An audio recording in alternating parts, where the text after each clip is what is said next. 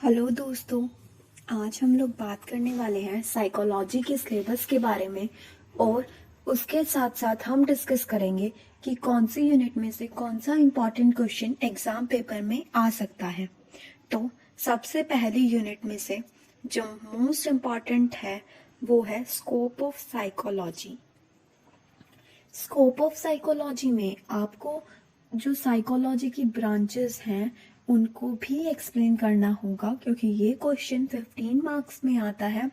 इसको बड़ा करके लिखने के लिए आप इसमें ब्रांचेस भी लिख सकते हैं। उसके बाद जो थर्ड टॉपिक दिया हुआ है रेलिवेंस टू नर्सिंग, वो क्वेश्चन ऐसे आता है कि what is the role of psychology in nursing. तो आपको रेलिवेंस टू नर्सिंग के अंदर जो भी टॉपिक्स, जो भी सब हेडिंग्स वगैरह, जो भी मटेरियल आपकी बुक में दे रखा है वो इस क्वेश्चन में लिखना है। उसके बाद मेथड्स ऑफ साइकोलॉजी भी आ जाता है, इम्पॉर्टेंट क्वेश्चन है। ये जो फर्स्ट यूनिट है ये बहुत ही छोटा चैप्टर है, लेकिन इस यूनिट में से कोई एक या दो क्वेश्चन आते ही आते हैं और स्कोप तो 101% आएगा। उसके बाद बात करते हैं सेकेंड यूनिट की, biology of behaviour, dynamics of human behaviour. इसमें से जो एग्जामिनर का मोस्ट फेवरेट क्वेश्चन है वो है हेरिडिटी एंड एनवायरमेंट। मोस्टली जो एग्जाम पेपर में क्वेश्चन आता है इस चैप्टर से वो हेरिडिटी एंड एनवायरमेंट ही होता है, तो आप इसको थोड़ा सा अच्छे से कर लेना। उसके बाद बाकी के टॉपिक्स के थ्रू गो थ्रू हो लेना, क्योंकि ये सारे टॉपिक्स आप अपनी एनाटॉमी की बुक में ऑलरेडी कर लोगे, तो इनको पढ़ने में आपको बहुत आसानी होगी, इजी लगेंगे आपको। उसके बाद बात करते हैं कॉग्निटिव प्रोसेसेस की। कॉग्निटिव प्रोसेसेस में से जो फैक्टर्स अफेक्टिंग परसेप्शन है, लॉज ऑफ परसेप्शन है, वो इम्पॉर्टेंट है। लर्निंग, मेमोरी, ये जो सारी चीजें हैं, ये टॉपिक्स हैं, इनमें से कोई ना कोई क्वेश्चन आ ही जाता है। जैसे कि लर्निंग है, लर्निंग के लॉज आ सकते हैं, लर्निंग की कोई भी थ्योरी आ जाएगी। थ्योरीज बहुत इम्पॉर्टेंट है। पेपर में क्या होता है कि 8 या 9 क्वेश्चंस आते हैं 15 मार्क्स के, आपको कोई भी 5 क्वेश्चन अटेम्प्ट करने होते हैं। तो ऐसा हो सकता है कि 2 या 3 थ्योरी के क्वेश्चंस आए और आपको थ्योरी ना आती हो, तो आप थ्योरीज को छोड़कर कोई और क्वेश्चन अटेम्प्ट कर सकते हैं। लेकिन आपको थ्योरी करना इम्पोर्टेंट इसीलिए है कि हो सकता है थ्योरी के अलावा जो और क्वेश्चंस हैं वो भी आपको ना आते हो। तो थ्योरीज इम्पॉर्टेंट है, 2 या 3 थ्योरी आती हैं, उनको अच्छे से करके जाना। मेमोरी इम्पॉर्टेंट है, थिंकिंग इम्पॉर्टेंट है, जो लेवल्स हैं थिंकिंग के वो भी इम्पॉर्टेंट है। एप्टीट्यूड इतना इम्पॉर्टेंट नहीं है, इंटेलिजेंस इम्पॉर्टेंट है। एप्टीट्यूड लास्ट टाइम वाले क्वेश्चन पेपर में देखा गया है। इन 15 मार्क्स का एक क्वेश्चन था जिसको 2 पार्ट्स में डिवाइड किया था, 7.5। तो फर्स्ट पार्ट जो था वो एप्टीट्यूड लिखा था, आपको 7.5 मार्क्स में एप्टीट्यूड को एक्सप्लेन करना था, तो आप उस हिसाब से एप्टीट्यूड के बारे में पढ़ सकते हैं। उसके बाद बात करते हैं motivation and emotional processes.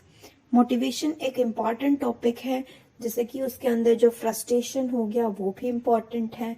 Emotions and stress, one of the most important topic of psychology, so you have to do it.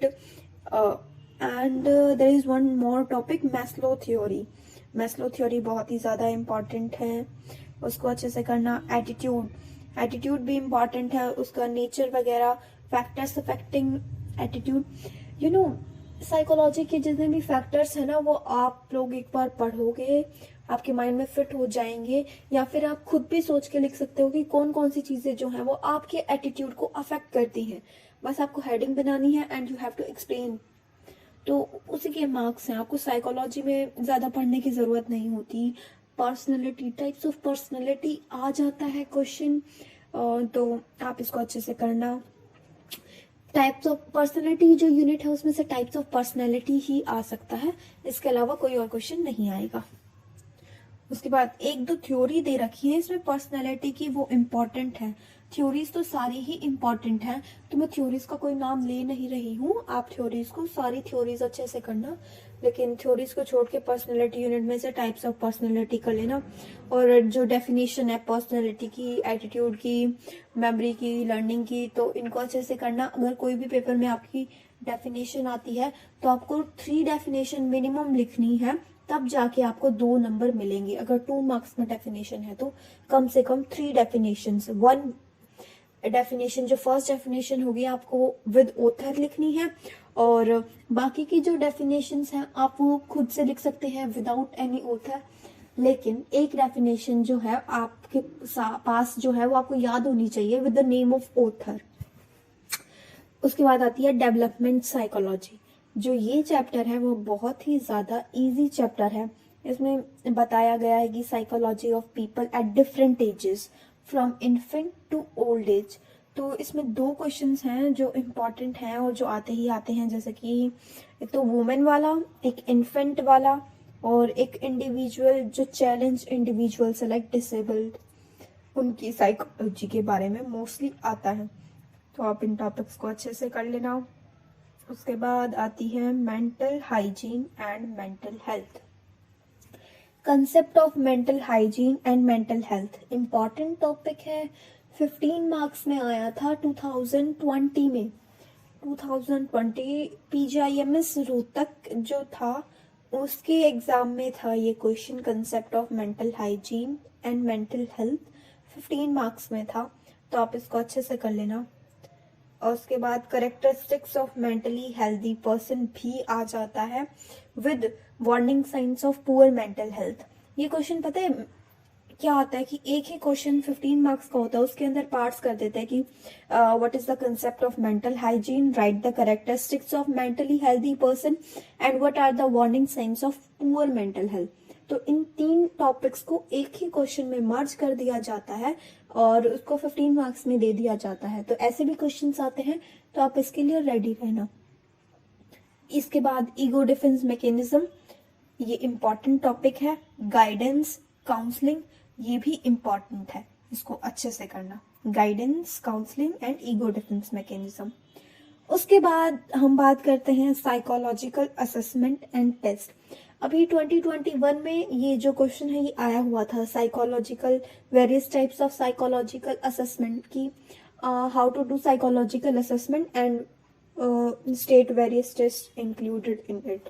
तो आपको पूरे साइकोलॉजिकल असेसमेंट कैसे करनी है कैसे नहीं, तो उसको एक्सप्लेन करना था, तो आप इस क्वेश्चन को अच्छे से कर लेना। उसके बाद टेस्ट वगैरह भी हैं इसके अंदर, उनको पढ़ लेना। और उसके बाद आपके प्रैक्टिकल से शुरू हो जाते हैं। अब मेन बात मैं आप लोगों को बताऊं, साइकोलॉजी इतना डिफिकल्ट सब्जेक्ट नहीं है। आपको इन टॉपिक्स की जो है वो हेडिंग अगर पता होगी, आप 1-2 बार इस बुक को पढ़ लोगे तो आप अच्छे से पेपर अटेम्प्ट कर पाओगे। तो इस जो साइकोलॉजी की बुक है इसको अच्छे से पढ़ना। स्कोरिंग सब्जेक्ट है as compared to anatomy, nursing foundation, microbiology. Nursing foundation फिर भी इजी है लेकिन उसका सिलेबस बहुत ज्यादा वास्ट है। तो साइकोलॉजी जो है एक ऐसा सब्जेक्ट है जिसमें आप स्कोर कर सकते हो, जिसकी वजह से आपकी परसेंटेज इंक्रीज हो सकती है। तो इस सब्जेक्ट को अच्छे से करना। कुछ ही सब्जेक्ट्स हैं जिससे आपकी परसेंटेज इंक्रीज होती है, and this is one of that subject. इसका पेपर जो है अच्छे से अटेम्प्ट करना। मेनली आपको 32 से 40 शीट्स मिलती हैं पेपर को अटेम्प्ट करने के लिए, तो आपको वो सारी की सारी शीट्स फिल करनी है। और शीट्स को, जैसे कि क्वेश्चन पेपर आपको मिलता है तो उसको उसी हिसाब से शीट्स को डिवाइड कर लेना। जैसे कि 4 या 5 पेज पे मैं एक क्वेश्चन करूंगी, 5 पेज पे नेक्स्ट क्वेश्चन, ताकि आपको शीट की कोई कमी नहीं रहे, क्योंकि कोई एक्स्ट्रा शीट आपको नर्सिंग पेपर में नहीं मिलती है। तो आपको इस हिसाब से अपनी शीट को मैनेज करना होगा, तो आप इस बात का ध्यान रखना। अभी हम नेक्स्ट वीडियोस में बाकी अदर सिलेबस के बारे में, अदर टॉपिक्स के बारे में, अदर सब्जेक्ट्स के बारे में डिस्कस करते रहेंगे। अगर आपको मेरी वीडियो पसंद आई हो तो उसको लाइक करें, शेयर करें एंड सब्सक्राइब करें। अपने चैनल को अपने दोस्तों के साथ शेयर करें। Thank you and have a nice day.